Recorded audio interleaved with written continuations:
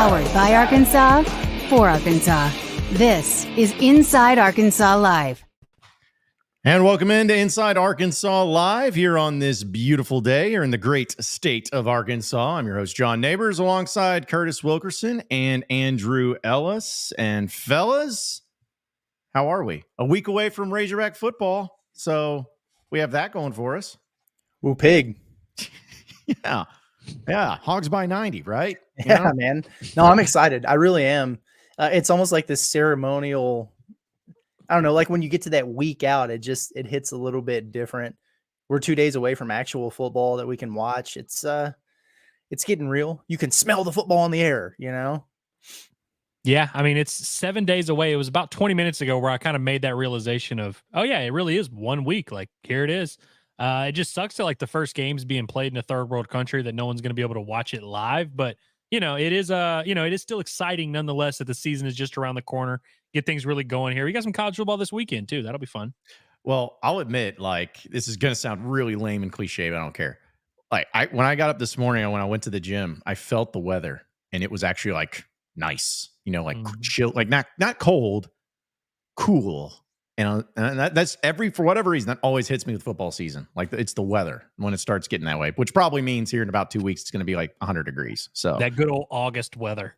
Yes. The good old Arkansas weather in August, where it's completely unpredictable and who knows what really is going to happen. So, but hey, we're going to have a lot to talk about today because Travis Williams, the defense coordinator for Arkansas, had a lot to say yesterday, and we're going to react and play some of the clips from that.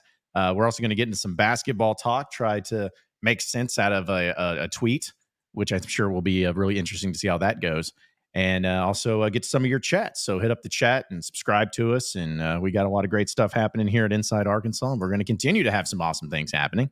But, yesterday we talked a lot, or I shouldn't say a lot, but over the past 72 hours, whatever it is. Bobby Petrino met with the media. And anytime Bobby Petrino meets with the media, there's always something. There's always some sauce, even though he's the most boring talker ever. It's interesting and it's intriguing, and people get a little bit excited or a little bit, intrigued by whatever he has to say. It could be something normal. It could be something random. Doesn't really matter. But Travis Williams, the defensive coordinator for Arkansas, also met with the media yesterday. And I'm going to be honest, guys. Like, I'm a huge Petrino fan. I really like what Marcus Woodson does in press conferences, and other coaches take him or leave him. But Travis Williams, I actually really like his press conferences, man. He is a very energized, great personality. I hopefully he becomes a head coach one day, because you want that from all the coaches. But there's just something to where, as a defensive coach, he's not boring. He's not dry. He's going to give you some really thoughtful answers, and especially when the questions sometimes aren't that very good. Yeah, Travis Williams is like the vibes coordinator of the coaching staff, no doubt about it. Said it before, but it just feels like he is a guy. It's just really easy for players to want to play for him. I don't think there's anybody who fits the opposite category there. I like T. Will a lot, and it seemed like he was pretty comfortable in that press conference last night. Sometimes, and it's weird because like those guys aren't nervous, but they go up there and it hits you a little bit different. Sitting at that podium, you got a bunch of people firing off questions at you. I thought he's always done good, but he just seemed really, really relaxed to me last night, and had some one-liners flowing. It was a pretty good performance, I got to say. Yeah, I said this the other day that like some of these coaches, when they go to the press conferences, especially position coaches that don't they don't meet with the media hardly ever. You can kind of tell it's like they know they're in a press conference. They know that and you can kind of feel that weight on them.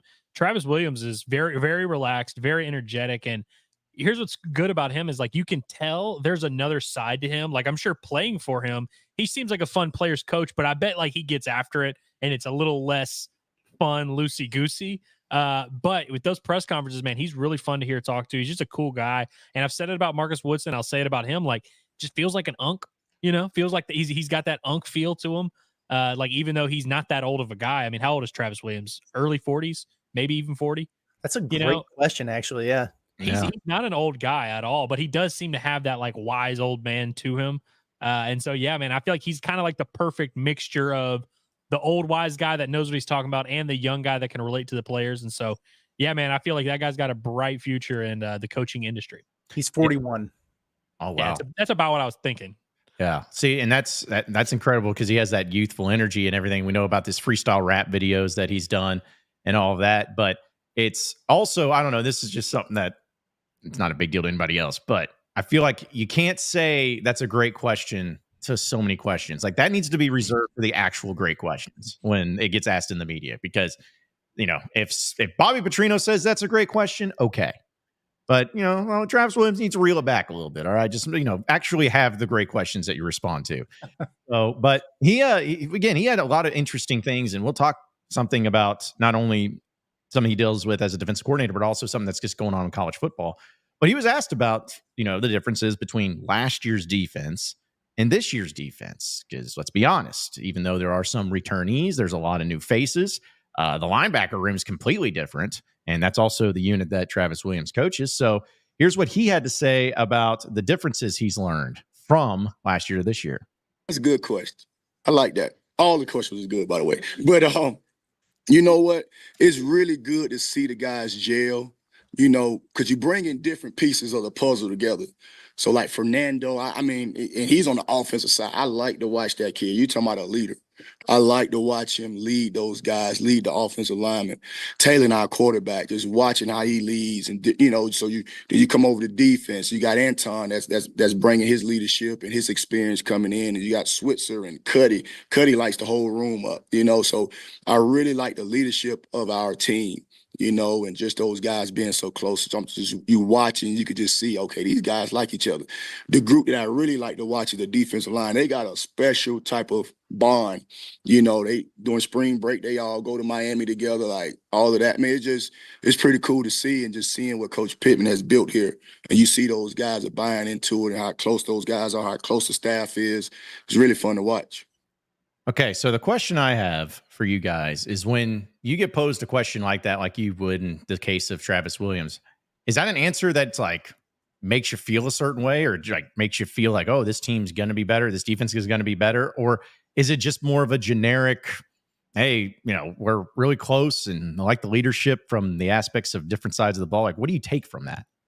Yeah, I mean, that was a little, I don't know if I want to call it cliche, but it just runs in line with everything else we've heard from everyone else, the entire camp. And between coaches and players, there's been about 45 people who said the exact same thing. Oh, they're very close together. All the chemistry's great. But I wouldn't expect them to say anything less. But yeah, that particular answer didn't do much for me.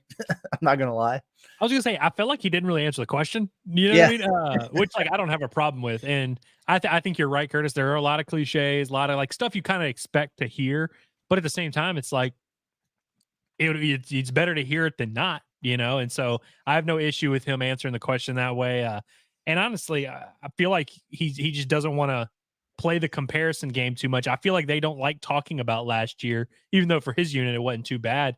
I think they're just trying to kind of look to the future. They have a lot of new pieces, like you guys said. So it's, it's not even like you have a ton of carryover where it's like, oh yeah, it's going to be different in this way. And I think it's a completely different unit. And in college football, it's kind of that way every year. So yeah, I don't have a problem with his answer, but I agree. It didn't really move the needle for me. Yeah. And I will say that I take it with a grain of salt to a degree. And I'm not saying that Travis Williams is making anything up. I'm not saying that at all, but I bet if we went back and listened to his presser at the exact same time last year, he was saying, hey, these guys are really connected. They're together. They get along. It's a tight-knit group. And obviously he was speaking more towards, maybe how things were at the end of the season. So I have no doubt that that's the case right now. These guys love each other, and they're bought in, playing for each other, everything else. But we know that circumstances change, because not everybody's going to be able to play. Like, guys are going to be on the bench and they're going to be salty about it. And every time, when a teammate makes a mistake, whether you say it or not, in the back of your mind, if you're sitting there watching, you're going, I could have done that. Why am I not out there? And then, how do they handle adversity if losses start coming around? So yeah, you want it to be a very tight knit group, and, sunshine and rainbows right now, but the real test comes, as I like to say, when the bullets start flying here in the season, because adversity, negativity, a loss here and there, those things really define how strong and tight of a group you really are. And we won't know. The jury's out right now. Well, and also too, like, because this is the way when anytime a coach answers a question, even if what the substance of it is isn't exactly just mind blowing or really fascinating, but it's about the way that they answer it. And I guess what stood out to me in that was that he first goes to say that he likes watching the offensive side of the ball in the leadership. He talks first off about Fernando Carmona and how he's leading the offensive line. And then he mentions Taylon Green. Now, I don't think that's him saying like, oh, their leadership's good and our leadership's crap. Like, it's not that. But, he gets pretty much, here's an open-ended question. You can take it wherever you want to go. You can answer it however you want to answer it. And the first thing that he pops into his mind is talking about how much he likes watching the leadership from the offensive side. It's interesting. So did he say Junekaj, by the way? He did. Yeah. He was like listing off these leaders and he was like, and Junekaj? It's like, oh, yeah. Okay. Yeah, I guess, because he mentioned like his leadership that he got from Albany, I guess, when he was on there for whatever reason. But still, when I see that he's mentioning offense, I don't know. I can take this a couple different ways, but the way I took it was that obviously was not there last year. That was somewhere he's like, hey, I'm not going to talk about my unit, my defense, and everything about the differences, but I can tell you what's a big difference on the other side of the ball. There's leadership on that offensive line, because he only mentioned the offensive line, Fernando Carmona, and Taylon Green. And last year, where were the leadership qualities? That was very apparent and very obvious. What were the two groups or the two positions that were missing said leadership? Well, the offensive line was missing a lot, but also the quarterback position. I feel like that may have been one of the things that, KJ, or at least it wasn't connecting with the leadership from the quarterback position. So again, maybe I'm reading too much into it, but when he starts that way, that was the first thing that popped up to me, because listening to the question of what's the difference? Well, I'm not going to tell you about the defensive difference. I'm going to tell you about the leadership on the offense. That's the difference. Yeah. Yeah. No, actually that makes a lot of sense there. I didn't connect those dots until you just connected them for me. So I appreciate that. But yeah, that's true. I mean, if you really go back and look at it, and, this time again, it's hindsight's easy, but like this time last year, I don't know that anybody was really questioning KJ Jefferson's leadership and his command of the team. It was a different approach. I think everybody understood that. But once the adversity hit and things were going south, and he just took an absolute beating all season, then down the stretch, you can kind of tell, I mean, I don't want to make any accusations here, but he seemed a little bit checked out on the whole situation. I don't anticipate that happening with a guy like Taylon Green, regardless, because I've been so impressed with him since he got here in the spring. But it's tough, man. Like you just don't know until you get into certain situations. And I think, or at least I hope, that Taylon Green is the type of guy who can really rally the folks around him to want to play for him. And, it's like the band of brothers thing. But there's some truth to it. And he seems to me like the type of guy who can, kind of rally the troops when things are going bad. And I don't know if I saw that quality out of KJ Jefferson even before the struggles from last season. But yeah, that's an interesting take there on Travis Williams going straight to the offense on a couple spots. And Curtis, you're right. Like if Taylon Green turns out to be a bad leader, we won't find out anytime soon. It'll be in the season. It'll be kind of when things happen. And so you're right that like nobody last year was like, hey, KJ, we need more out of him as a leader. Like we heard all these great things about him and how he was the leader of the offense. And he's like, what was he, like a 3 or 4 time captain? And all that's fine and dandy. But going back to your point, John, last year during fall camp, all we heard was how the D line was dominating the O line. And so I wonder if Travis Williams notices a difference in those dynamics of, hey, yeah, we're beating those guys up here and there, but we see the reaction to that differently. Because again, we don't get to see any adversity until the season comes, but Travis Williams watches that offense go through adversity. I mean, he watched them go through adversity last fall camp when the D line was dominating the O line. And I'm sure he saw certain things that, he can interpret it however he wants. But I guess maybe to your point, John, maybe that's what sticks out is he's seeing different things from that offense in fall camp that he probably didn't see last year. Yeah, because even in fall camp too, when again, I'm trying to jump into the mind of Travis Williams here, but it could have been one of those things where at the end of practices or whatever, when it was like Williams and Marcus Woodson and all those guys meeting up, and they're looking like, man, that offense, man, they got issues over there. Like, I don't know what's happening over there, but Something's not right. And it's not just like throwing it only on like KJ, but there you could look at a bunch of individuals that collectively had an impact, whether it was right or wrong. There's no doubt that KJ was a part of that. Then I think there's no doubt that Cody Kennedy had a hand in that. I think there's no doubt that Dan Enos had a hand in that. Like that you had a few individuals that were very crucial individuals to the offensive success that just didn't get it, didn't get along, didn't connect. And because of that, it made it become a disaster because the defense, as we've talked about, was much more improved last year. It kind of fell at the end, but it's something to where if I'm Travis Williams, maybe that's why he's in such a good mood. Maybe that's why he's happy. Maybe that's why he's feeling good. It's because like, well, I know that at least if my defense goes out there and holds an Ole Miss team to 27 points or holds a Mississippi State team to 7 points at home, I'm not going to have to worry about us losing the game. Like that has to be a factor into how he feels and to having confidence in the team itself. I know he's the defensive guy, but defense can only take you so far. You can't win if you can't score. And that was Arkansas's problem last year. Travis Williams, big fan of complimentary football, some are saying. If he would have brought that up in there, then, man, that we would just had to clip that and just keep that going. That would have been great. But yeah, I mean, listen, and it comes down to this, guys. Like the defense, we've talked a lot about it. And do we get both coordinators again next week for media or no? I think this was it, right? I don't know that we get to talk to those guys again. I could be wrong. They may not even exist again. Like I think we just get Pittman on Monday and maybe players Tuesday, and that's it for a Thursday game. Because of the travel day and everything. But I mean, just because we're going to give out our season predictions, I know here soon here at Inside Arkansas. But I mean, do you guys feel where is your confidence level in the defense right now, just in general? Like, you feel like it's going to be better, worse, the same from last year? I mean, what's the feeling of it overall? I think they're going to be in the same ballpark. Okay, you know what I mean? And that's kind of tricky. But I'm talking like grand scale when you look at it at the end of the year, because they were pretty solid for a while there, and then it just kind of fell off a cliff late in the season. It wouldn't surprise me if they took a slight step in either direction. To be honest with you, if some guys hit. And, like if June Kaj is as good as advertised coming off the edge, and if they really got, some of these new additions like Worth and Switzer really pop, the linebackers are, it's as deep of a room as they say it is. I mean, I could see a world where this defense could be a little bit better than last year, which would make them pretty solid.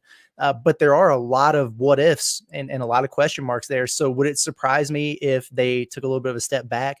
No, not at all. But I don't see it like our college football 25 simulation where they just became one of the worst defenses in the country. No, I don't expect that to happen. I definitely don't expect them to be noticeably worse or even noticeably better for that matter. I think also there's just something weird psychologically with defenses. It seems like they are always as good as they need to be for the most part. Like, how often do you see those games college football wise that just get out of hand and it's 55-52? And it's like, damn, are these defenses really that bad? But then you turn around the next week and it's 13-10 and it's like, oh, now they're good. It's like sometimes the game just kind of dictates where you're at. And so, we mentioned how if you look back at their numbers last year, you're like, oh, wow, Arkansas's defense was like pretty good.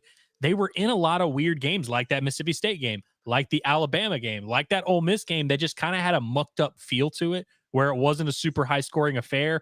I think they're going to be in more shootouts this year, and it's not going to be because they suck. It's just like stopping college offenses is really hard to do, and so sometimes the pace of the game just sort of it gets away from you. And so I could absolutely see Arkansas being in one of those situations with like an Oklahoma State or A&M or LSU or whoever.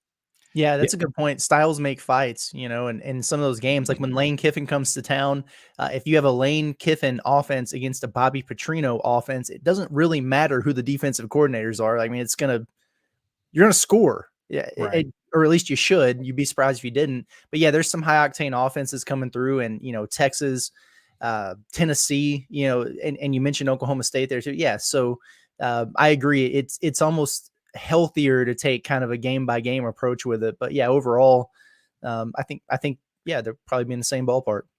Yeah. Because if you look at just in previous years too, when you talk about defensive matchups and styles and whatnot, I keep referring to it, but the Bobby Petrino years, that defense, especially in 2009, the defense statistically was not good, but remember what they did against Florida on the road, where the game they should have won, but that number one, Tim Tebow, Percy Harvin offense, Arkansas held their own against them. They held Auburn's offense in check. They did really well against spread defenses, but against spread offenses, but against pro offenses, they were terrible. And sometimes it's just about those types of matchups.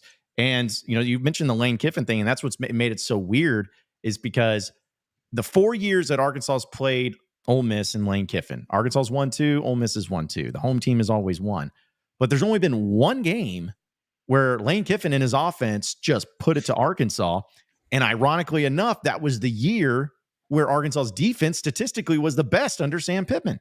So sometimes it's just about what they see, the matchups, whether it's just one player or the entire team. It's just weird how that ends up, because that's what I don't know when you mentioned it too, Andrew, that LSU game in 2022 at home in Fayetteville when it was cold. It was 13-10. And it was like Arkansas's defense was giving up, 30 points to Bobby Petrino and Missouri State earlier in the year. But yeah, 13 points is all they give up. Daniels just couldn't do nothing that day. Yeah.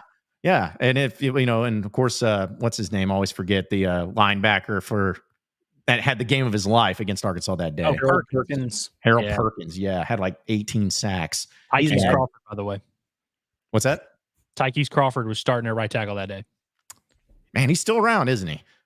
Still playing. Senior Bowl watch list, Tykees Crawford.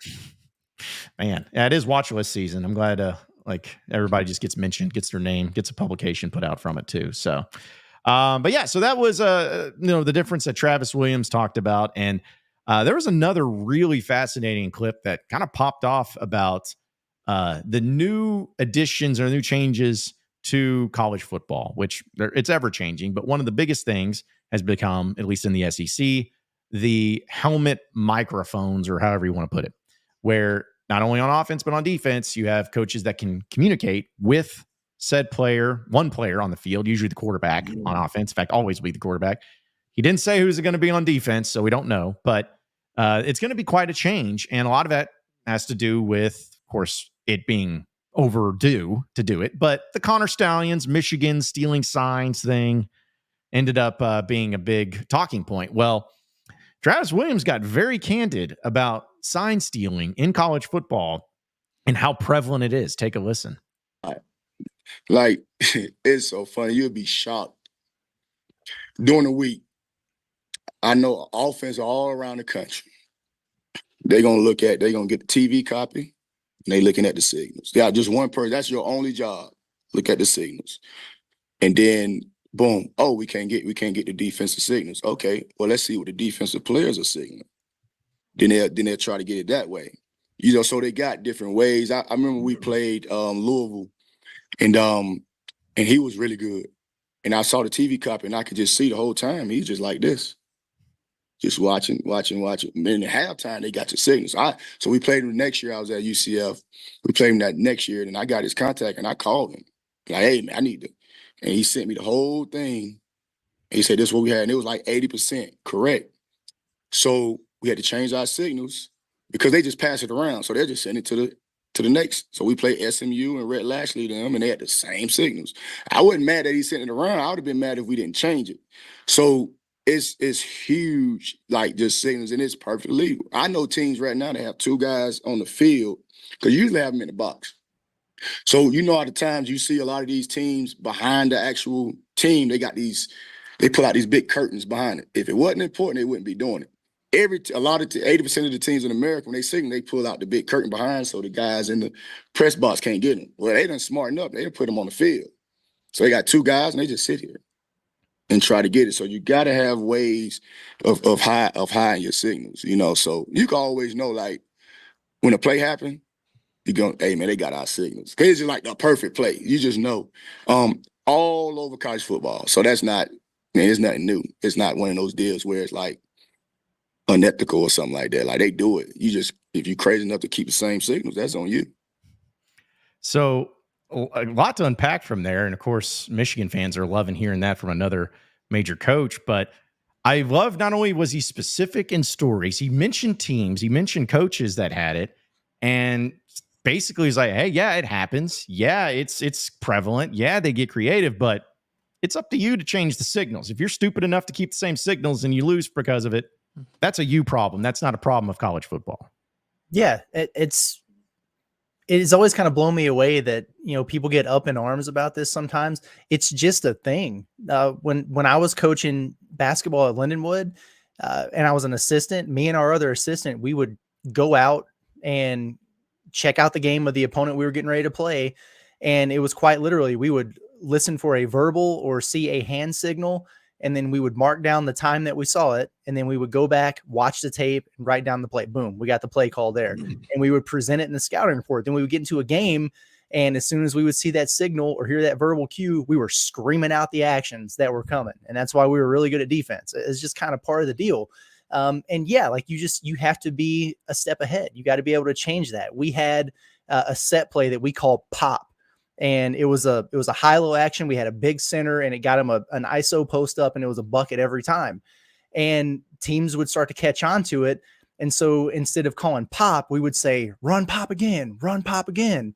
And that was a completely different play that got us a wide open 3-pointer. They would hear pop, and they would start to call out the action, and it would get us right into the set that we wanted to get into to get an open look. So that's just part of the game, man. And, yeah, it's devious if you're, putting on a fake mustache and a disguise and going on somebody else's sideline, to kind of get some of that information. But yeah, there's depths to this when it comes to assistant coaches and, the analysts and everybody else. Like, they go deep to get all the information they need to give you an advantage. Did y'all ever hear that story of Mike Leach when he was the OC at Oklahoma, where like they purposely had a tight end go over during warmups and leave a play sheet, act like he dropped it, leave it over there by the opponent's sideline, and then they pick it up and, oh man, we've got their first 6-7 plays, and then they just hit a trick play to the exact opposite side of the field and ends up having a wide open touchdown on it. That's part of the game as well, where it's like you said, it's just kind of a thing that inherently happens, and we can pretend like it doesn't, but at every major sport that I've ever been involved with or covered or watched, it's a huge thing. Baseball, sign stealing is, obviously the Astros had their own magical thing, but every baseball team, when there's a runner on second, even when I was in junior high, you would change your signals with the catcher. If there's a runner on second and he can see, you just know, like, what is he going to do? He's just not going to be like, I'm just not going to look at the catcher. Won't even try. Like, it is what it is. One thing that T. Will said that I thought was funny is he said that teams do the put the little sheet behind so the press box can't see, and I'm pretty sure that's not the reason. I think it's just to give it a background so that you're not seeing a bunch of arms and players walking by, so that they can just see the signal correctly. But I thought that was funny. But yeah, this is 100% part of the game, and football is a chess match, man, and this is how you play it. Well, I've always felt, no matter the sport, if it's on the field, it's fair game to me. If it's happening now, if you're going in doing Spygate stuff like Bill Belichick and filming practices, okay. Yeah. Flying a drone over the was it the Canadian soccer team or whatever? They're flying drones to get footage. Yeah, like more should have done. Instead of watching his son play football, flying the helicopter, he should have flown over and watched some Texas A&M practice. What he should have done. Yeah, because that would have helped. But yeah, he like that's to me has been in any sport. If it's happening on the field, even if you're not playing that team, but you're going to play them the next week or whatever, if it's on the field of play where there's thousands of spectators, it's on TV, all of that, that's all fair game, 100%. Now, it's just like so many things, but this is one of the few things that in sports, and especially in college football, there is a line. There's the gray area, and then there's a line you just don't cross. Like the dressing up in disguises like Connor Stallions was, which I can't wait for that Netflix special to come out. It's going to be fascinating. But that type of stuff, okay, it's probably a little over the line, whatever. But still, I believe that if you're doing it on the field of play and it's in a game to where anybody can watch it, anybody in the world can watch it and see it and study it and all of that, fair game. That's up to you. Now, and that's why I like the approach of what Travis Williams was talking about. It's like, yes, it happens. And no, I don't have a problem with it. You just got to adjust. It's just like people, like I think it was Nick Saban forever that always complained about the hurry up, no huddle offense. And Brett Bielema, here's my evidence of how terrible it is. Death certificates. Yeah, because kids are dying right and left because of this hurry up, no huddle offense. It's like, just because you don't like it, just because you can't stop it, doesn't mean it's wrong. doesn't mean that nobody can do it. You can do it too.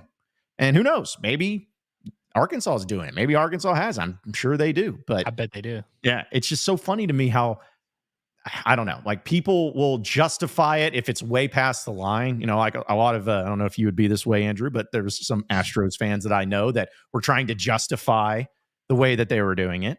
Just like Michigan fans are trying to justify it. But then there's also that side of it where it's like, yeah, exactly. Anybody can do it. Go ahead and do it. Knock yourself out. You still got to stop the plays. Yeah. I mean, dude, Wes Johnson, when he was the pitching coach at Arkansas, there were like 20 games during his tenure where Arkansas would successfully. You think Brady Singer just randomly decided to be a bad pitcher every time he faced Arkansas? No, he tipped his pitches every time. Wes Johnson was so good at doing that. That's why Arkansas needs to hire him as the head coach. Forget anything else, development arms and all that. Dude has the sign stealing formula down to a T. Well, and I want to ask you this, Curtis, because obviously we talk about it in football and then Andrew mentions in baseball. Basketball, I guess that's really the kind of sport that doesn't really have a sign stealing. I mean, I guess you could, but it doesn't seem to have maybe as much of an impact as the other two sports would have. You'd be surprised, man. You really would. And you know, like I said, if we would catch wind of a certain action and we could figure out ahead of time how that was coming, whether it was the point guard making a hand signal or whatever they were calling out, you start screaming, you know, cuts and what screens are coming before they happen. And suddenly it makes your defense a hell of a lot better than it was. We would go out ahead of time and try to get as much of that as we could. So our guys were prepared for it. So it was almost second nature for him as opposed to reacting to what we're yelling, you know, at him in the middle of the game. The other thing that was interesting about that was when he was talking about just kind of sharing that information amongst teams and everything like that. We did the same thing because you would basically have in conference play, you would have a travel partner and games are on Thursdays and Saturdays. And so you would play at one place on a Thursday and your travel partner would play somewhere else and you'd flip flop for the Saturday game. So whoever we were playing Saturday, we would call that coaching staff and said, hey, did you see this? Did you see that? You know, what stood out to you? How did you guard this action? Whatever. And then we would trade information based on what we did against the team that they were playing on Saturday. So yeah, it's really a lot more common than people think. And it's the same. It's interesting in basketball because a lot of times you play teams twice over the course of the season. And you know who's really a good coach and who has a good staff and who doesn't based on, wow, they're still doing the same damn things that we knew was coming, 6 weeks ago when we played them versus, oh, they've really switched everything up. They're onto our game here. Well, and it's funny because you mentioning that, and this was when I was in high school and I didn't play high school basketball, but I remember the coach, motion offense, which I'm sure you're familiar with, but he had a signal for that. And it was this. And it was this for 20 years. And it's just like, do you really need a signal anymore at that point? You know, like it's just this. But, not to say that, if someone knew, it's like, they're running the motion offense. We know how to stop them now. But that's the thing I feel like is fascinating too, like you brought up, was sharing it with, in ways, your competition, and you're going to be facing them a little bit. Is it comparable maybe to the transcribing groups that you guys were a part of and have been for the media? It's like, hey, we're competition, but you're the guy. We're sharing notes and stuff, helping each other out. Is that kind of, is that a good comparison? Yeah, maybe so. And, at the end of the day, like every team they have different personnel and they play a different style. You have your own different sets and you do different things defensively, whether it's how you cover ball screens or whatever. So it's not like you're going out there trying to do the same thing that another team is that you're trading information with. You have different strengths, different weaknesses and whatever. But getting a little bit of a head start on a scouting report. Hell yeah. We did that all the time, man. I think we should go back to the days when everybody just runs the wing tee and the wishbone and just triple option to death. Less nuance to the game, just grown men playing football. I think that's what we need to get back to. Screw all this time stealing. We're running the triple option. That's what we're doing. We're running counter. We're running trap. That's what we're running down your throat. That's what we need to get back to. We were wing tee in high school till the death of us, man. Dude, see, in high school, we were the I formation. We had a thing called a fullback. Kids don't know about that these days, but yeah, it was crazy back then. No, it is funny though, that bringing up those offenses and how it's changed. I always think back. This is so random, but I don't care. Remember the Titans that movie is awesome. It's one of my favorites. Hmm. But it always bothered me, even as a kid, in the state championship game, when they have to do the halftime adjustments, they start playing Iron Man football, like the halftime score 7-0. And like Coach Yost is like, hey, you got to help me out here, man. He's killing me offensively. It's like he scored 7 points. Like he did pretty good. But again, just, that was probably high scoring at that point in time. It's like, man, giving up 7 points in a half. Imagine going into halftime in any major college football today, only giving up 7 points, and the defense coordinator goes, man, I'm getting it handed to me out there. It's tough. I don't know what to do. I'm lost out there. So you remember when time of possession used to be a thing that like people talked about? Oh my gosh, dude. It was like you wanted to have as high a time of possession as possible. And it's like now it's like, why don't you just score? We don't care how long you have the ball. Just score. I feel like a couple years ago, I was writing a story about somebody Arkansas was playing, and they just had a ridiculous time of possession. Damn it, I can't remember who it was. But like it was a thing. It was enough to write a story about. Well, I think it's one of my favorite, and I hope I get this right, but it was one of my favorite things about the Bielema era was against Texas A&M. Believe it was 2016. Arkansas had a 99-yard drive that was 19 plays that lasted like 9 minutes. Love it. And resulted in 0 points. Love it. Like that was the most Brett Bielema like type of offensive drive I've ever seen. Shorten the game, boys. Dude. Like, and I remember watching that just in awe because I'm like, you have to really try to have that happen. A 19-play, 99-yard, or I guess it was like 98-yard drive that went almost an entire quarter and scored no points. Like that takes talent. It takes serious talent there. Winning the field position battle. That's Hey, right. y'all want to hear about grown man football? You kind of reminded me, John.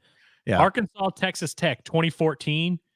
Arkansas had a time of possession of 40 minutes and 39 seconds in a 60-minute game, 499 yards of offense, 438 rushing. That's grown man football right there. Yep. I'm pretty sure that was the game that like Brandon Allen, I think, threw like 4 passes, like pass attempts, because he finished with 61 yardage. He was 6 for 12 for 61 yards, no touchdowns, no picks, and they scored 49 points or whatever. Yeah, 49 points, 500 yards of offense. That's uncommon. Yeah, that's uncommon. That's left lane even. Is it hash? But it was. I guess it was hashtag 1-0. It's not the left lane because they were just running the ball, so it was really like service road. But it was a long service road. Yeah, it was the 2-lane highway with sometimes the passing lane that you can get into. Yeah, it was one of those things. Golly, I'm so glad those stupid. I got sick and tired of the That's the thing I'm grateful with college football as a whole. They stopped it with all the stupid lingo hashtags, and they stopped with spring game attendance. Those were the stupidest things I got so sick of. Where everyone's like, hey, we had 48,000 people. I was like, no, you didn't. No, you did not. You had no one counting. Just guessing. I think that I was more put off by full tilt boogie than I was left lane hammer down, to be honest with you. Yes. Full tilt boogie's tough, yeah. Yeah, that was a rough one. Boogie, unless it's like Boogie Cousins or Boogie Fland, your name, Boogie should never be in your vocabulary. I love Sam Pittman. I really do as a human being. I respect him. I like him. He's got to stop saying that he's not a cliche guy and he doesn't, I don't have all these catchphrases. He has more catchphrases than any head coach at Arkansas combined. Like he has a lot of catchphrases, which I'm fine with. But like that was a big thing. He used to always be like, "Oh, I'm not into the catchphrases or the cliches." I'm like, yeah. I mean, your thing. Like honestly, I think the only coach that wasn't was like Bobby Petrino. Like Bobby Petrino, the only thing he ever said was like, "We didn't come to paint, we came to win," and people made that a thing. But he never it's like, "Oh yeah, I'm going to tweet about it, put it on a T-shirt, start get all the money in and try making that work." John, am I wrong? Did you used to be on a borderline erotic podcast? Or I was. I feel like I remember that being a thing. That's actually a good catchphrase. That was my very first podcast that I was ever a part of, was the Borderline Erotic podcast.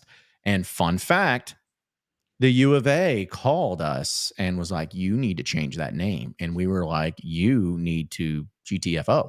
So they're just, but that's how they are. Because I guess they trademarked it like as soon as they could so they could sell shirts and apparel and make money, make sure nobody else could. So the Concrete Jungle Wet Dream Tomato podcast is off the table. Perfect segue, because we got to talk about this right here. Okay. All right. So the Razorback men's basketball Twitter account, y'all can see it right there in the image. They tweeted out about the Arkansas-Michigan game happening on December 10th, which we've known about. And it's part of the Jimmy V Classic. And, you know, social media goes, you got to put out a graphic when it's official and blah, blah, blah, blah.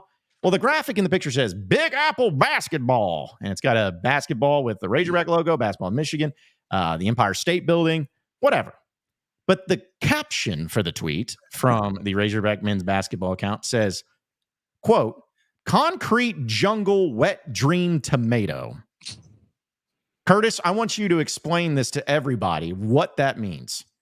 Well, it's funny because it's almost like a recency thing where there's a clip that went viral of the Hawk Tua chick doing that on the Jay-Z lyrics there, which was just hilarious.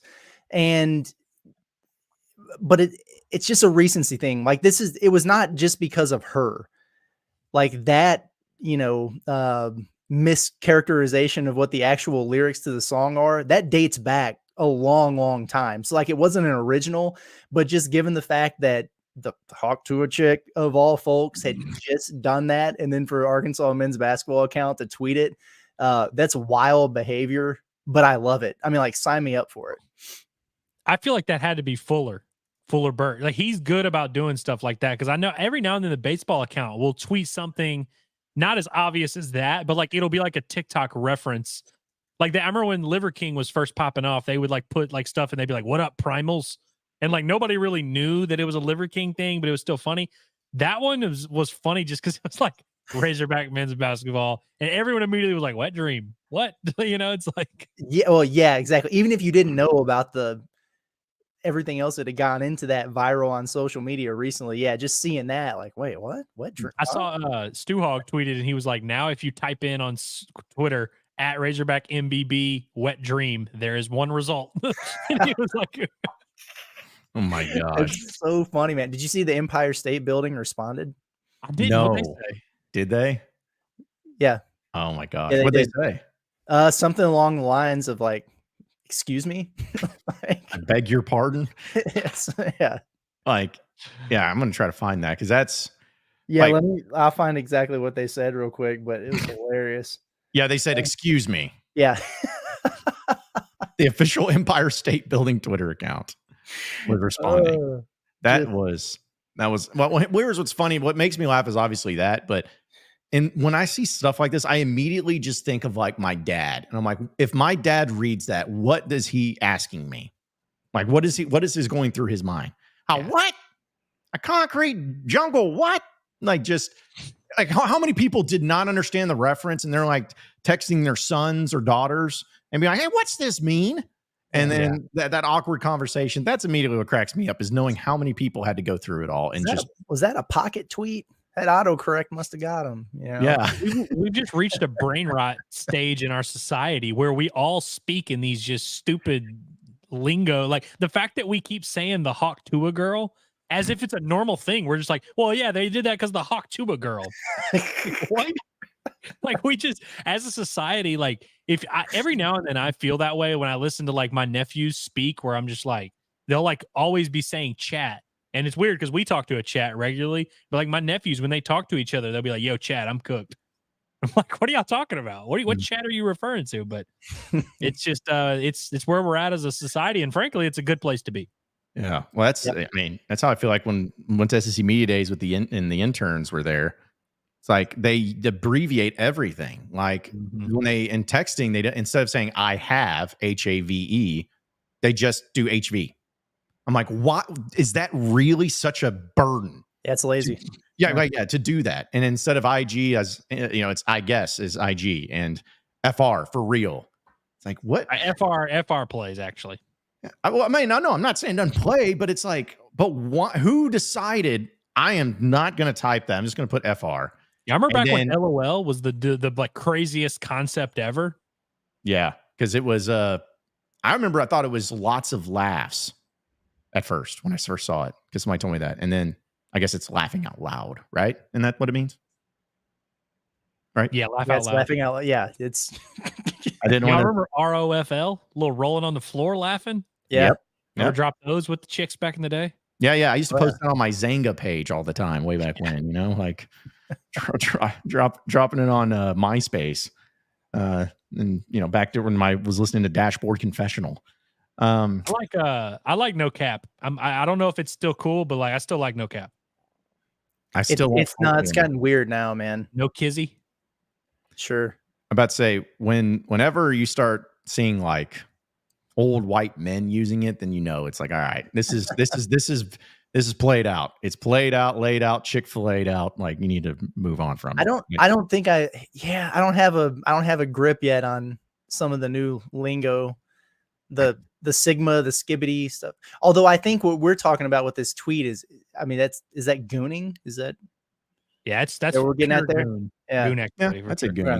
Yeah. Gooning I actually really like. I always when I think of gooning, people always because like Batman and Joker and all these, like the Joker has goons. Like all the people that work for the villain, Mhm. those are goons. And so when I hear people say like, "Oh, I'm gooning," I'm like, that's the context I think of. I think of the Goonies from the movie The Goonies. So Oh man, good times. yeah, we are rolling off the rails, but that's fine. I'm here for it. Okay, we got some chats coming in. Some of We them. Hey, I'm not going to click that one. If y'all want to, if you're going to click it, you better click because I'm not clicking that one. Put it up there. All right, Hayden. Okay, Hayden. Yeah, I mean, Hayden says if you told me in January that John Calipari would be the men's head basketball coach, or that the basketball Twitter would tweet about ejaculation, which is a scientific term, I'd call the police on you. Yeah, I agree. I neither one of those things were on my bingo card at the New Year. So Well, didn't Pinto tweet ejaculate one time where he was like, Eric Musselman has been ejaculating? Yep. yeah, legendary tweet. I forgot about that until I just saw that. Because what he was trying to say ejected, right? Yeah. Yes. I think it was the Missouri. Was it the Missouri game at home? Maybe. He got tossed out of, I think, was when that happened. Man. Speaking of, have you guys ever had that? Not to maybe that level, but like a tweet. A tweet put out that, said something that you didn't mean to say, but you like went to emergency mode to delete it. Has that ever happened? Okay. Yeah, all the time. Absolutely, man. Yeah. Absolutely. Shout out to Jackson Fuller, by the way. He recently got in trouble because after that second scrimmage, he tweeted out like 8 interceptions and 3 sacks from Landon Jackson, meaning like trying to separate it. But people were like, Landon Jackson had 8 picks and 3 sacks, and like he worded it weird, and people were giving him some crap about it. It was funny. I tell this story sometimes, but I remember my first year when I was at Hog Sports, and I was really, really, really, really big on like, okay, before I hit publish on a story, I'm going to proofread, double proofread, triple proofread, make sure we're all good. But I got comfortable, and we were in baseball season, and it was the Robert Moore Oompa Loompa game against South Carolina. And I posted my game story as quick as I could because I wanted to get in the press conference and be able to ask him about that and everything. And I had accidentally typed, it was supposed to be the Gamecocks had a base hit, and it was base SHIT. And dude, on the thread on the message board, I had like 15 people like, oh, and but he never found out. I was able to get in there and correct it, and I deleted the thread, and it was funny. He didn't have his eye on the baseball story. He did not have his eye on the baseball story. Oh, well, I didn't have anything like that, like a word, but I did. Like one of my biggest fears actually came to life when I thought someone was dead and they weren't on Twitter. Like a celebrity, and that said celebrity tweeted me about it. And when I say celebrity, it wasn't like a big celebrity. So, full disclosure, do you guys remember the Nike commercial that was one of my favorite ones with the Last of Mohicans themes music, where it was Steven Jackson running one way and then you had Sean Merriman running the other way, kind of thing. I don't know if you guys remember. But anyways, Yeah, I vaguely do. Yes. yeah, it was a really cool commercial. And I remember it was during COVID, and I was just trying to find anything to throw out there. And I remember I was like, man, this is an awesome commercial. It's like, but rest in peace, Sean Merriman. Because I thought he died, not Junior Seau. Yeah, Junior Seau was the one that died, did. Uh-huh. And I didn't even tag him in it. I guess he was searching for it or whatever, and he found it, and he replied, and I give him, he handled it well. He goes, yo, man, I'm still alive. Appreciate your love, though. Oh, and I was mortified. I kept the tweet up, though. I kept it up. I was like, I'm going to own it. I'm going to own that one. So That's tough. yeah. Yeah. I was like, and of all people to get wrong, it happened to be the guy that I didn't even tag in the tweet that found the tweet and responded. So, but yes, Sean Merriman's still alive. Still doing the lights out dance there. Oh gosh. Anyways, all right. Some other LaDainian Tomlinson was in a good commercial, another good commercial too. The Campbell's one. Who was? LaDainian Tomlinson. He had a lot of good commercials. Oh yeah, Mhm. yeah. He was in a lot of night. I miss the old This Is Sports Center commercials. To be honest, those Those are great. Yeah, there's some those are- really good ones. Those are always great. Let's see. Eureka wanted to know, hey, fellas, is there a good way for those of us without a Twitter account to submit mailbag questions to Curtis? Because Curtis has been killing it with those mailbags. Is there a way, Curtis? Yeah, absolutely. I would say probably the easiest way would be, I don't know, put your question in here, and I can mark it down. Or if you watch one of the videos, just hop in the comments and ask a question there. I've already pulled a handful from those, so You can do throw smoke it out there. We'll signals. talk about it. Smoke signals. Yeah. Yeah. Speak to me in brain rot. We'll see if I can decipher it and answer your question. We'll figure it out. Yeah. Well, shout out to Strepius Wig. He did say, he's like, you guys are the collected reasonable, except for John. Coverage that I didn't know I needed, because I guess this is his first time to be able to watch us live. So Hell yeah. yeah, Yeah, collected and reasonable, and then he's able to tune in live today and listen to whatever we've been talking about the last 20 minutes. Bad day. I was gonna say hopefully he stopped listening, but I see him at the end of the chat here, so Yeah. Well, it's just so funny because I had somebody else yesterday get after me about like, you're going to big Hogs to go 12-0 again. I was like, okay, here's the thing. I'll own it. Yes, I'm a fan. I'm optimistic and everything.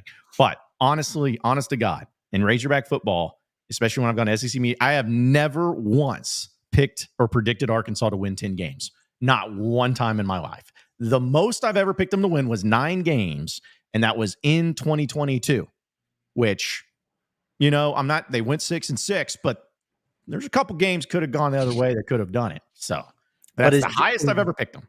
Is John picking Arkansas to win 10 games this year? Stay tuned for our Inside Arkansas game-by-game predictions. That's right. Yeah, You're we'll gonna find out for yourself. And then, I'm sure you all will be surprised and shocked by my picks and won't know it at all. Let's see. Eureka also says the schedule and depth of the conference is just antithetical. Is that a word, antithetical? Yeah, it's like the antithesis of something is the exact opposite. So Okay. antithetical. Somebody's got a thesaurus. Okay, cool. 7 wins there. Brady says Tennessee has a non-proven quarterback. They don't scare me.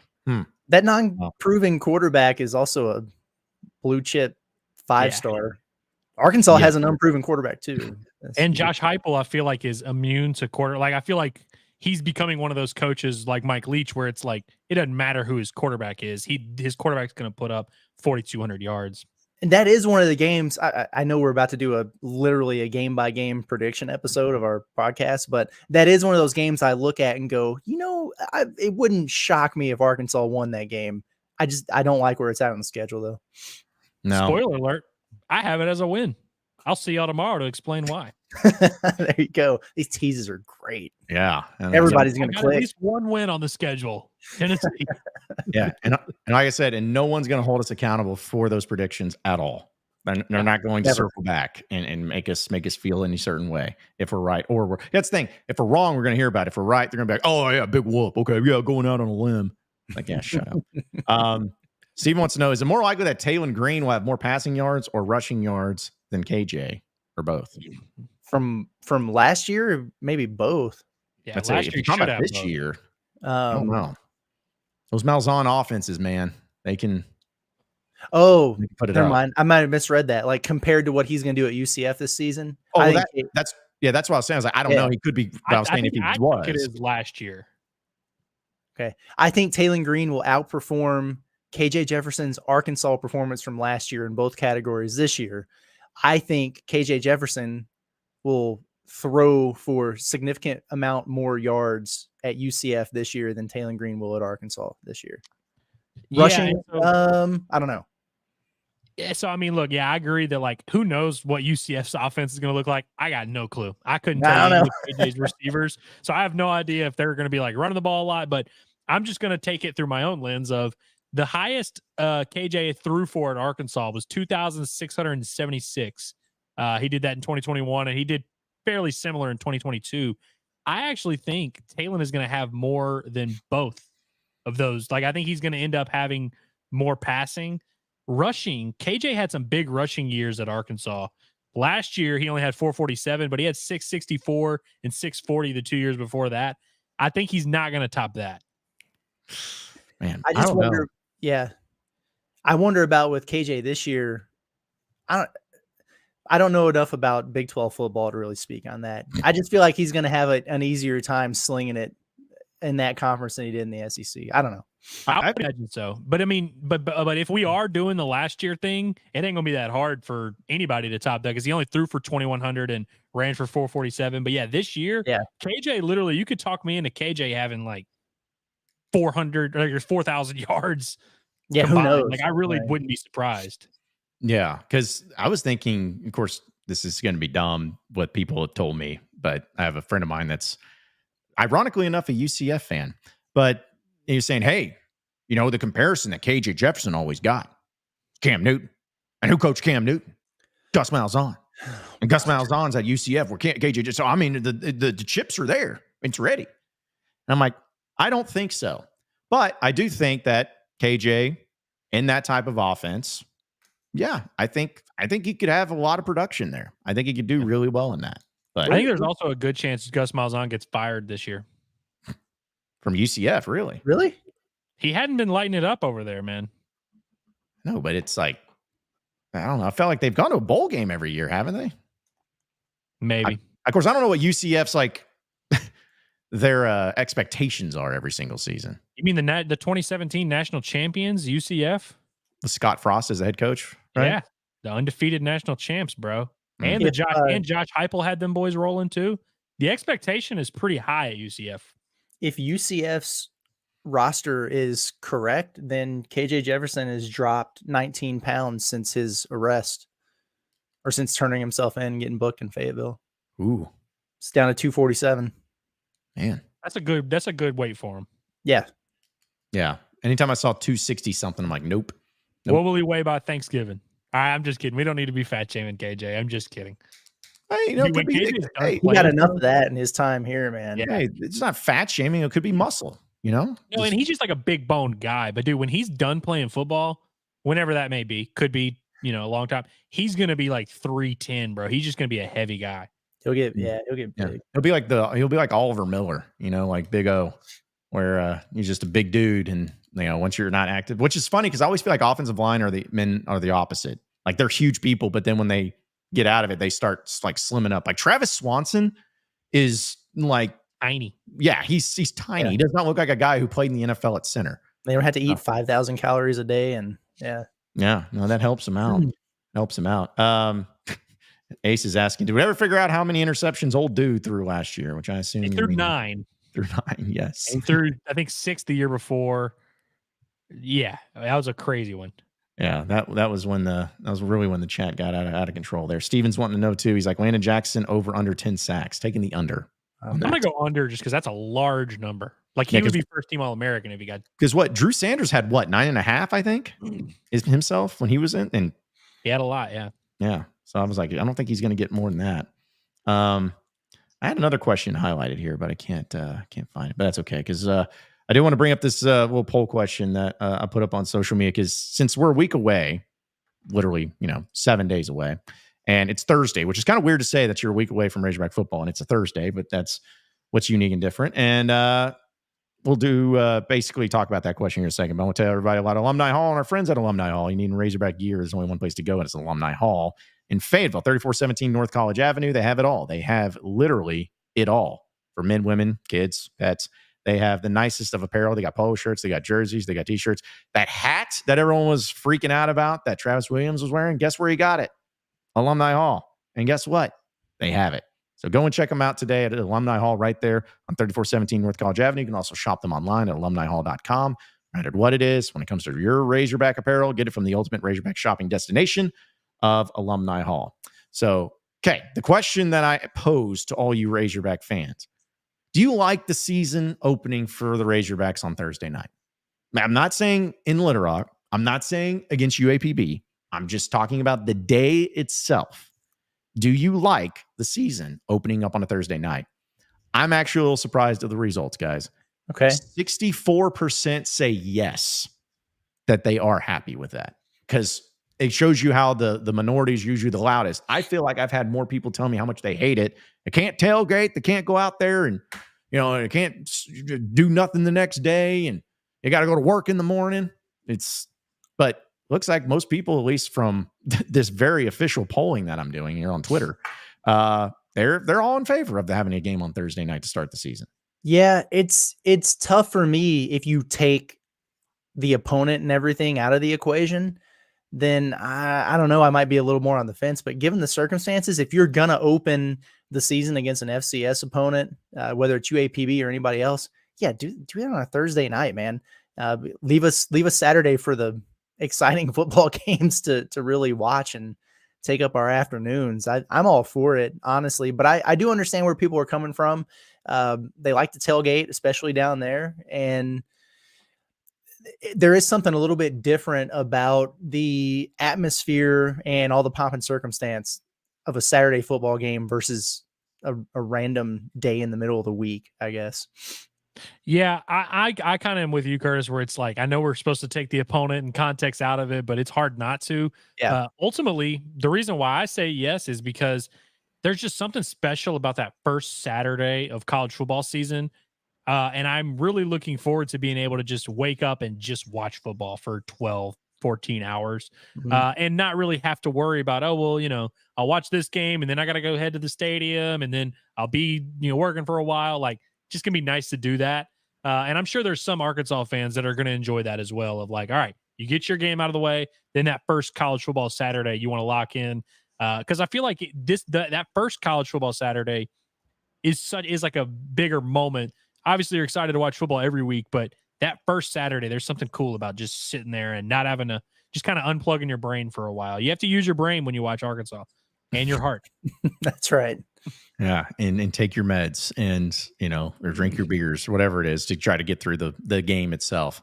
But yeah, I mean, I like it on the Thursday night just because of also the Labor Day weekend, man. It's like it opens you up to where you get to enjoy those games. And the reason I was saying Thursday is like not to take the opponent and everything out of it completely, but just to say like, hey, would you rather, if it was UAPB and Little Rock, would you rather have it on a Saturday or rather have it on a Thursday? Maybe that's what I should have worded it as. If you had your choice, would you keep the game on Thursday or would you move it to a Saturday? I don't know. I'd still keep it on Thursday. The neutral, whatever, the Little Rock aspect of it makes it easier for me to say Thursday too. Like if it was at Razorback Stadium, I wouldn't want anything to do with a Thursday game. Play it Saturday. I will defend Thursday for just a second. And again, we're taking the opponent out, but I also just like always remember watching whoever it is that's playing on that first Thursday, because there's only like 3-4 games. Like just more people are going to watch it regardless. Now, obviously, if you put in a high major opponent or whatever, maybe more people would watch Saturday. But again, you get kind of lost in the shuffle when you're on that first Saturday of college football. Low key, how would y'all feel about Arkansas? Because they do like Sunday and Monday games too. I believe LSU and Florida State played on Sunday night last year, week 1. Would y'all like that? Would you? Because I don't think Arkansas has ever done that before. Would y'all like being on that first Sunday or Monday? I don't think I'd like the Monday, because it's like having a college football game that night and then literally 4 days of the work week ahead of you, like right after you. I don't know. But if it was like the Sunday before Memorial Day and you get that next day off, I'd be okay with Sunday more than Monday, at least. If you were playing Oklahoma State in week 1 on Monday or whatever, and it's a showcase thing and you're going to have a lot of eyes, I'd be fine with that if UAPB was the game on Saturday following that. You know what I mean? Like, right. Mhm. Yeah. Yeah, because they guess on week 0 one of these years. I'm so sick of not seeing Arkansas week 0. But is there a rule with that? I could be mistaken, but if you play on like a Sunday or Monday, that you have to have one of your buys within the next week or two, or I don't know. Maybe you have to. I feel like LSU played an FCS opponent last year when they played on Sunday. I think they played like McNeese State or something like that on that Saturday. So, I mean, maybe that's your loophole of just like whatever. But yeah, if there's a rule, then that does kind of suck having a week 2 or whatever bye week. Yeah, especially when it's like you probably would play, like say in the instance of, was it Florida State and Georgia Tech or whatever playing in Ireland? Oh yeah, I don't think they either of them play the next week. I think that's a bye week. So you think about that, you have to travel all that way, travel back. You play a conference game essentially, but then you get a bye week, and I don't know their schedule, but I'd assume that after the bye week is probably not an opponent that's like really great. So it's like you feel like you're almost wasting a bye week. So yeah, I don't know. Like the games have been how they've been changing up and everything. Because Arkansas, the only time they played on Thursday night's been games in Little Rock. And to be honest, folks, like this is, people will talk about the great stadium debate, which I feel like it's finally done. Like as far as people arguing about it, because I think they see the writing on the wall. But the SEC does not want Arkansas playing games in Little Rock. Like, just being frank, they do not want that. And so I think for Arkansas and how they look at it, they're like, hey, if we're going to play the games here, let's at least have it to where it's going to be on TV, people can watch it. And I don't know, like maybe more people would be, I don't know. I don't know what the numbers would look like, but I'd be curious to see what the ratings looked like for television wise for Arkansas this Thursday night compared to what it was last year against Western Illinois. I guess because it was only streamed, wasn't it? It's going to be night and day different. And I mean that literally, John. It's terrible. Yes, it's going to be night and day different. Well, that game was streaming only, right? That's what I was saying. Yeah, I think it was. We're never going to find that number. No. And like, honestly, this game is on ESPNU, right? Mm-hmm. Which is still around for some reason. I don't know why, but I don't know. I think, listen, and to be honest, this is going to be the second to last game in War Memorial Stadium ever for the Razorbacks. It's just a fact. You got Arkansas State next year, and that's the end of it. No more. And they'll have the Salt Bowl there. They'll have the state championship games there, but the Razorbacks won't be playing there anymore. And they'll have to pay homage to it in some form or some fashion. People also bringing up the fact that you get extra prep days for Oklahoma State, which I guess there's a point there, I think. Yeah, there is. And just being rested. That's literally the reason they did it. Yeah. I mean, again, if I had the choice, if I was a coach, if I was Pittman, 100% I'd do that. 100%. He talked about that. I don't remember if it was at the Touchdown Club or somewhere else recently, but he was talking about not wanting a Saturday night game in Little Rock because then you get back home to Fayetteville at 2:30 in the morning, and then it makes Sunday weird. Then you got the road trip to Stillwater. He talked about that. So that's one of the reasons why he thought Thursday evening would be best. He didn't want to do 11 a.m. because he didn't want to screw up tailgating. He didn't want to do 3 p.m. because he didn't want people passing out in the stands. And yeah, so basically, Sam Pittman just doesn't want to do that game in Little Rock. Like, this is really what it is. Like, just don't want to do it and to get it over with as quickly as possible. That's why it's been the first game of the season. Hey, just get it out of the way. Get it out of the way and move forward with it. So, but it is going to be weird too. Not that it matters as much, but still, like, Arkansas's got 5 different games in 5 different locations to start the season. And only one of those games is going to be in the state of Arkansas on a Saturday, which is going to be that UAB game. So it's really strange. At least it's a barn burner. Yeah. At least I hope it's not a barn burner. I hope none of those games are barn burners, but I guess we'll have to wait and see. This one came from Hayden, a different Hayden. Wanted to bring this up. But he goes, hey, which quarterback from the last decade do you think would have benefited the most from having Bobby Petrino as an OC? Nick Starkel. Hey, his name came to my mind. It's not a bad choice. It's not a bad choice. My answer is Austin Allen. Yeah. One, because I was thinking about this last night, actually, because my dad was asking me. He's like, oh, is Brandon Allen still playing? It's kind of crazy because there was times where Austin was viewed as the better prospect of the two brothers. Yeah. Now I think they were both similarly ranked in their respective classes, but Brandon, I feel like, kind of got to live up to his potential. But Brandon is one where he would have benefited from having some time under Petrino, of course.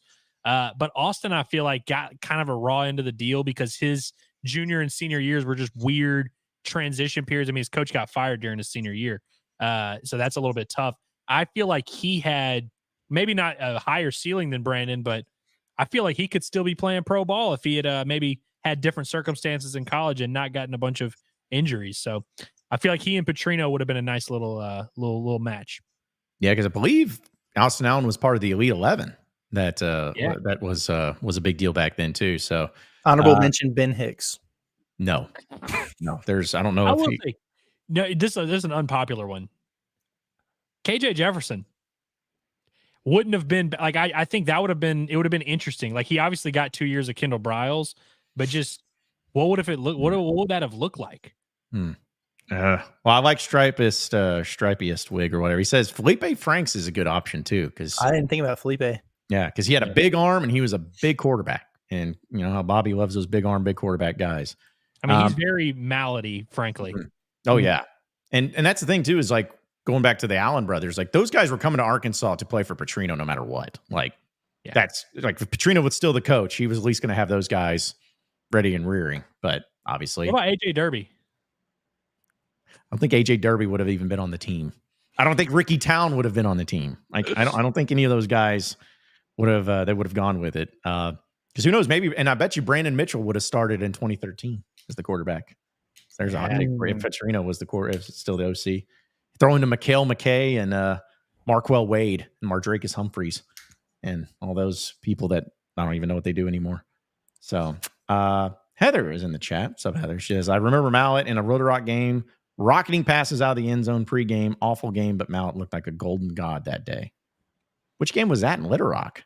I'm trying to think. Maybe ULM back in the day? I don't know. 2010, they played ULM and LSU there, but also she says awful games. So I'm trying to think, like, what game did Mallett lose in Little Rock? Well, that's the thing, but Bobby Petrino never lost in Little Rock, so it wasn't one. I was like, I don't know if no. Well, she didn't say loss. No, just it was an awful game. It would have had to have been that, like, losing Monroe or Missouri State game of 2009. I mean, because I think that'd be the only one. Because Kobe Hamilton always showed out in Little Rock games, man. That was the thing that he always had. Stripey Swig, I guess since he's in the live chat, he's wanting to get after it. But he says, I really hope the War Memorial Stadium's experience gets better. I know a lot of Central Arkansas fans that really enjoy having a game within a decent drive. I mean, they certainly don't make the drive if they enjoy having it because the stadium's never full. And it's not going to be full based on everything. After we had that whole ticket debate, I was seeing people complain about how like cheap tickets are. They're like the prices are lowering because they're having trouble filling it up. Yeah. Well, and the thing is like when I was working at the Buzz in Little Rock, always had to be careful of what I said because certain people would get offended. But I'm just gonna be honest about it. If Arkansas can sell out Simmons Bank Arena for basketball, they can sell out Dickey Stevens Ballpark for baseball. They should at least be able to get close to selling it because that was the whole thing. Is people like, oh, well, we get a bad opponent. I'm like, you get a bad opponent in baseball and basketball, and that doesn't stop anybody. So, yeah, I've never understood why football or basketball and baseball has been awesome, but football nobody cares. So you're saying we need Lipscomb football to sell out War Memorial? I mean, that's what I'm hearing. Hofstra to take an L to Hofstra football. Didn't they literally play UAPB at Dickey Stevens? Is that who we watched them play? No, it was Grambling. No, it was UAPB this year. Yeah, it was. Yeah. And then the year before that was Lipscomb that they lost. And I remember Dave Van Horn was not a happy camper after that one. Yeah, Lipscomb basketball and Lipscomb baseball have put asses in seats in Little Rock. Yeah. Right. And then I guess was it who was it? UCA was in baseball too, and they needed like a walk-off pass ball or something like that to win. So yeah, that's the problem. It's never really been kind to them. Steven wants to know, considering Taylor's recent turnover problems, do you see Arkansas going plus or minus in turnover margin? I say we end up around +3. I mean, we kind of talked about that yesterday. I think they'll be plus. Yeah. I think they'll be plus. I also think turnovers are, I'm trying to think of the term here, like just a complete anomaly. Like they're just not based on anything for the most part. Like they're just a variable that just kind of happened. Like I don't think there's a rhyme or reason for why a fumble got out.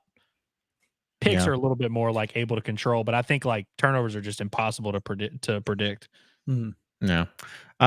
Okay. I know we just got 15 minutes here, roughly, but I did want to bring this up too, because Curtis, I know you wrote about it on InsideArkansas.com, and it had to do with basketball and had to do with Eric Musselman being interviewed and saying some interesting things. It seems like about his time at Arkansas. Very interesting things. He and listen, I take any opportunity I can find to point out when Jeff Goodman says something outlandish about Arkansas or the Razorbacks or their coach or their players or whatever. Don't always agree with his takes, but he does a good job. And he got Muss on an interview, the Field of 68 After Dark, like 35-minute interview. I'd highly recommend listening to it. In fact, whether it's YouTube or podcast form, if you go on our website, InsideArkansas.com, and read the stories that we wrote about it, you can find the links to said interviews. But yeah, a couple things that really stood out to me. Obviously, he was asked about, John Calipari replacing him at Arkansas, and he handled it. I mean, it was a pretty PC statement, but one thing that he said really kind of just struck me. He said, well, yeah, I took it as a compliment. And what he was saying essentially is, the reason he's there is because of what we accomplished, we being Musselman and his staff over the course of the last 5 years. Like that wouldn't have been the case had we not have done what we did and put the program where we put it. I actually agree with that. Now, obviously the John Tyson, that relationship, everything is a big factor there. The NIL, like it had to be the right set of circumstances for Cal to take the Arkansas job. But I do think Muss has a point in terms of, we're proud of what we did while we were at Arkansas. So had we not done that and put the program back on the map the way they did, probably wouldn't even be having that conversation about Calipari. Maybe it would be Chris freaking Jans. Who knows? But I thought that was interesting the way he said it. Said he was really proud of what he did in Arkansas. And the other thing he said was that he wasn't shocked that Cal took the job, but he got the sense, kind of like everybody kind of thought, like, he's welcome's worn out at Kentucky. And he kind of said if it wasn't for the Arkansas thing lining up with what he was looking for, he wouldn't have been surprised if Cal would have taken a job somewhere else that opened up, which I found interesting because was it Michigan or Ohio State that it came out that he had talked to them when that job came open? It might've been Ohio State. I don't remember. Obviously it didn't go anywhere, but Well, I don't have any issue with anything that Eric Musselman said, frankly, because I think we've kind of echoed that sentiment of like, he deserves some credit for Arkansas being in a position to make a hire like Calipari. I think deep down, like I've kind of always said, I bet it has to just make Muss sick to his stomach, kind of watching Arkansas be the center of attention and all that. But I'm not surprised that he handled it well when he finally spoke about it like this publicly. So yeah, and I mean, I also don't think he has any vitriol towards Cal. So it probably made it a little bit like if it had been Chris Beard or Nate Oates or something like that, it would have really rubbed him the wrong way. I'm sure he would have been highly salted about Nate Oates. No, yeah, like truly.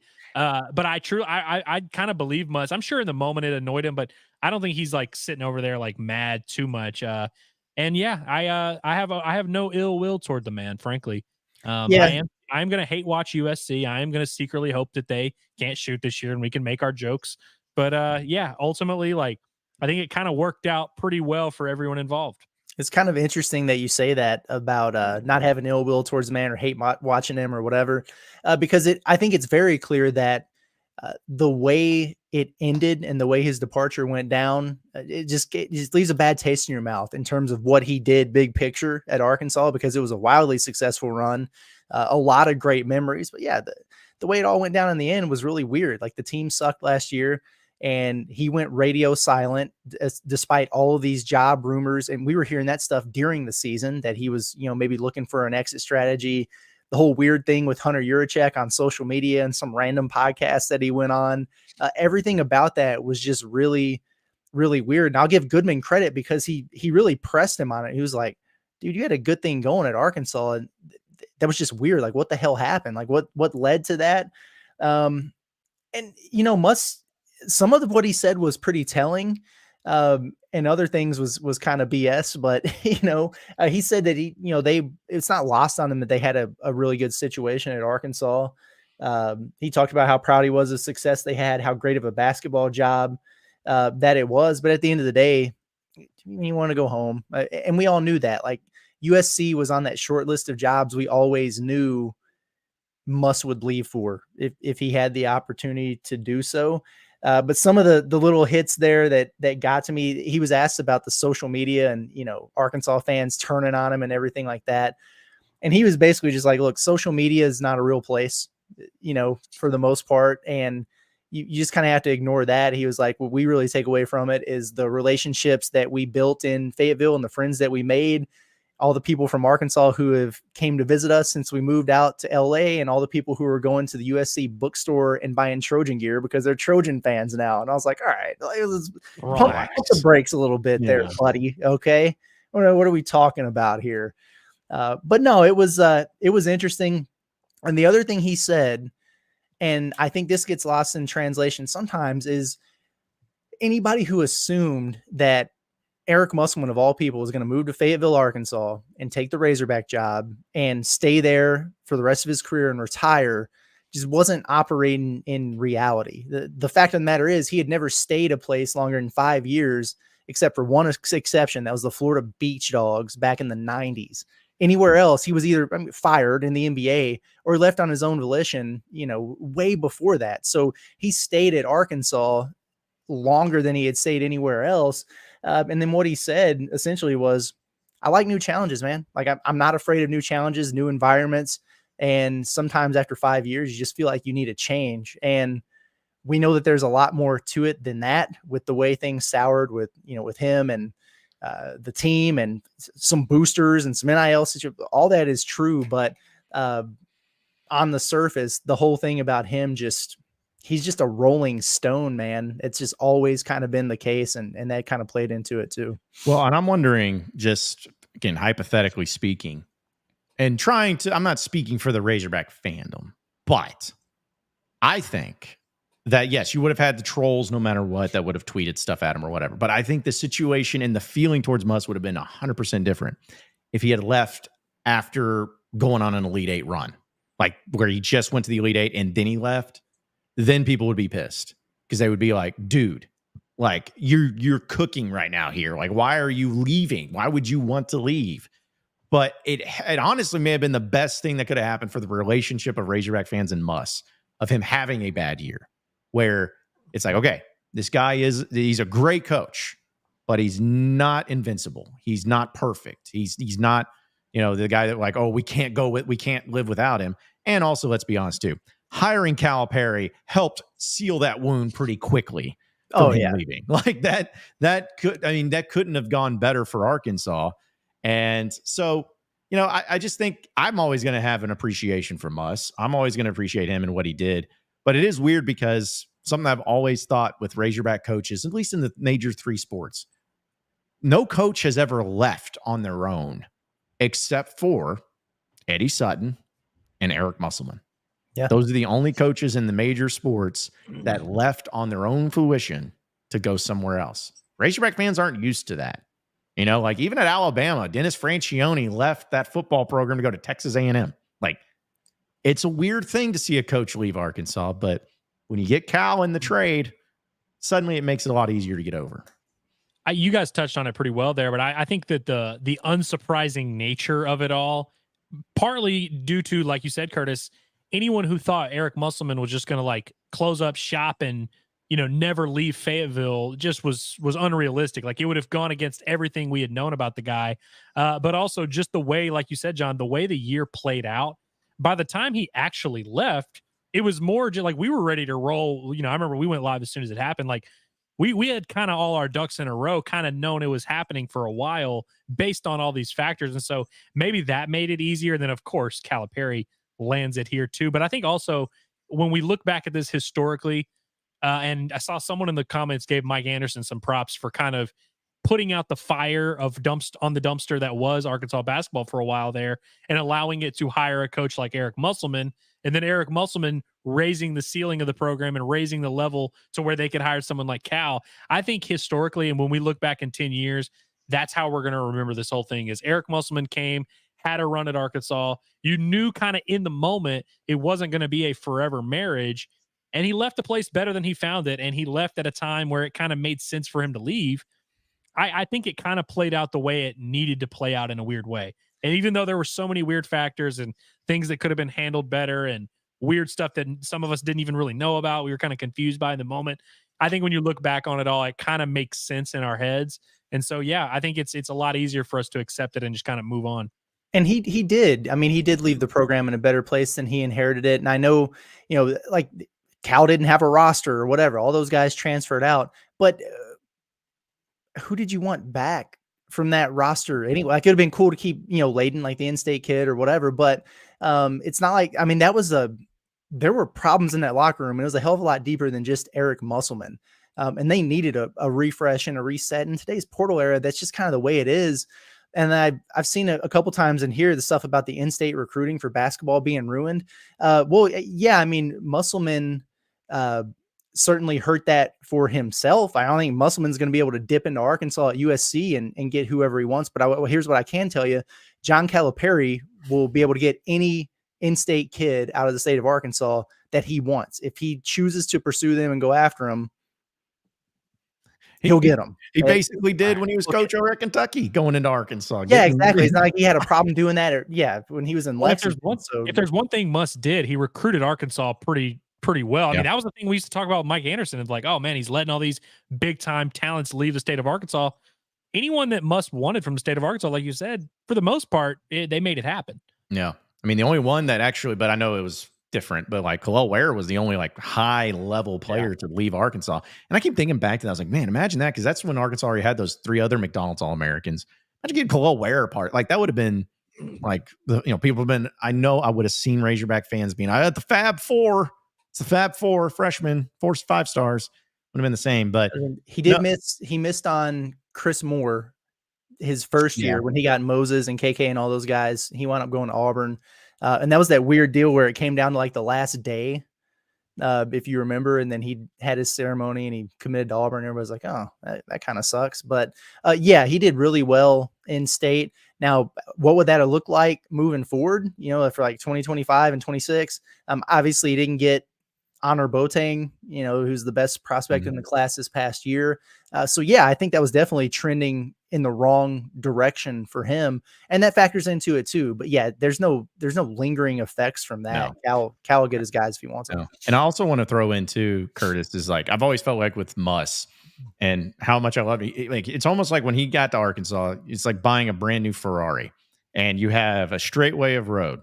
And all you do is you just put your pedal to the metal and you redline that thing the entire time but it's, which is, you're going to go fast. It's going to be fun. But at some point in time, when you're redlining it, your engine's going to start shutting down. It's going to start breaking. It's going to start having problems. And that's what happened is like, it was awesome when it was full blast going as fast as possible. It was great. But man, as soon as those little problems started happening, it came crashing down quick. And so absolutely. But like, I am still so thankful for one, just professionally, Muss given me some of the most fun aspects of my professional career. And I know, Curtis, you feel the same way. And with Scotty, I know we've talked about it. Like that was some of the most fun we've had in our careers. And 2, the dude went 8-3 in the NCAA tournament in 3 years. I don't care who you are as coach. I don't care what program you're at. I didn't go to a Final Four. He would for sure. But winning 8 NCAA tournament games in 3 seasons is an absurd number that I feel like people really need to understand how difficult that is. Like that is insane. Is Cal gonna do that? No. You know what I mean? I have a hard time imagining. Yeah. I mean, hey, I hope they get over the hump, get to a Final Four, win a ring, whatever. Yeah. But yeah, I mean, you're right. That's very, very impressive. But like, just looking at the trends of it, like, Nate Oates and Alabama went to a Final Four this past year, right? Nate Oates and Muss were the same tenure at their respective schools. And Nate Oates just tied Muss for NCAA tournament wins when he went to the Final Four in that same stretch. So that's where it's like, that's where I'm like, I just looking at the trends and looking at history. No, I don't think I'd love for Cal to go win 8 games in 3 years in the NCAA tournament, but like great teams, great programs, great coaches, a lot of them don't do that. And it's just hard to expect. So that's what I'm going to appreciate is just he won in the time where it mattered the most. It wasn't regular season greatness and then crash and burn. Like, he took Arkansas to the Sweet 16 for the first time since 1996. Like, that's an absurd number that it took that long, but Fun time, man. it was. What was it San Francisco probably the most fun? I don't know. Like, Indianapolis was fun because it was the first, but it was still like the bubble and you could only have like 30% capacity. Yeah. It's kind of weird. Yeah, So, probably so. yeah. Also enjoyed Vegas. Vegas wasn't bad when we went. Vegas was fun. They just got the hell beat out of them by UConn, and then we're like, oh, I guess we're here for 4 more days, which is fine. Yeah. But from the basketball standpoint, it was kind of like, oh, that was pretty anticlimactic. Yeah. We probably wouldn't be here if it weren't for that Vegas trip. It's true. Yeah, very true. It's unfortunately true. Why is the chat freaking out about Devo Davis? Did we miss something? Did Devo go viral? Yeah, someone mentioned when Curtis asked the question of who, did you want anyone back from last year's team? And somebody said Devo, and it's just like playing in a pool of gasoline with a match. Just people start arguing and yelling about Devo I don't even Davis. think Devo wanted to come back.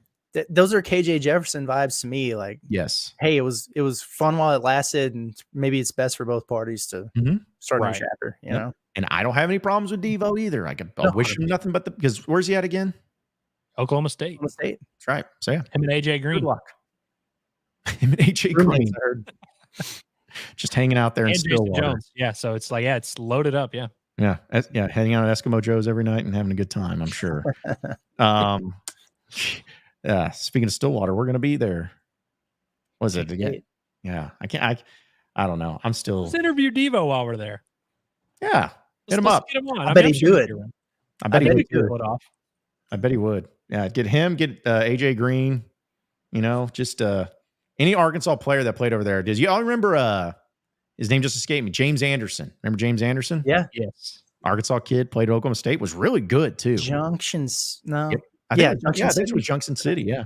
He was really good. So yeah, a lot of little random connections there.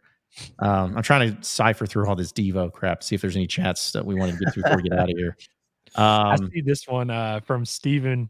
He's been killing it with the over-unders today. Yeah, dude. We need to get him on for the over-under segments. Yeah, we do. I'm gonna go under on the receiving out of the tight end because 1,200. That's a very high number. Like could they crack 1,000? Like 800 in that situation? Man, yeah, I'm taking the under on that easily. I'm taking the under on it for sure.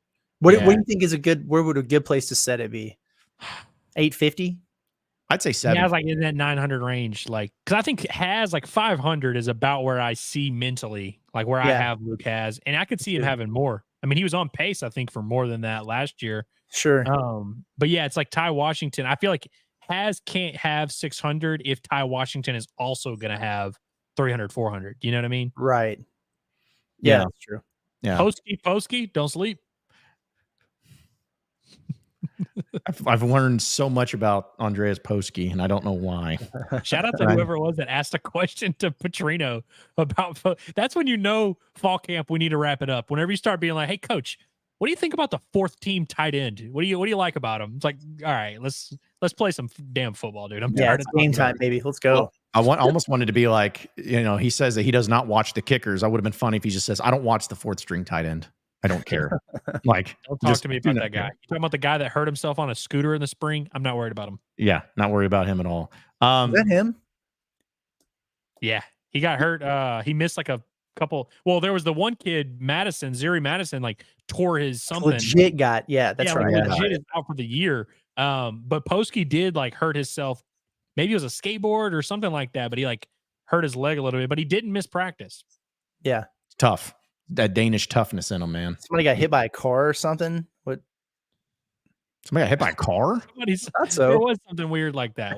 Oh, was it Jaden Wilson that like broke his something? Like, he got in a car wreck. He got an accident and missed like all of practice. See, well, there's a random funny story about that. There was a guy when we were camping out for the Alabama football game in 2010. The team came out and delivered pizzas to the students and everything. And dude, there was a guy that was driving his car and he almost smoked Ryan Mallett. Like, we're talking about the day before the game. And like all the students just ran over the car and wanted to take him out and just beat the crap out of him. They were just screaming at him. They're like, dude, you almost ruined everything. That's worthy of mob mentality, though. Yes. Yes. That's worthy of getting your truck set on fire right there. Breaking news. Oh, what? Landon Jackson has earned first team All SEC preseason honors from the league's coaches. Nice. It looks like he is the only Razorback on the first or second team. I'm surprised he's on the first team, to be honest. I thought it'd at least be six, but that's good, man. I like that. Yeah, I'm all for that. Also, I want to address this from P. He says, I caught John Neighbors buying USC gear last week. That's crazy. Hey, listen, I actually do have a USC hat from way back when because, to be honest, Matt Leinart, I thought was the coolest dude ever.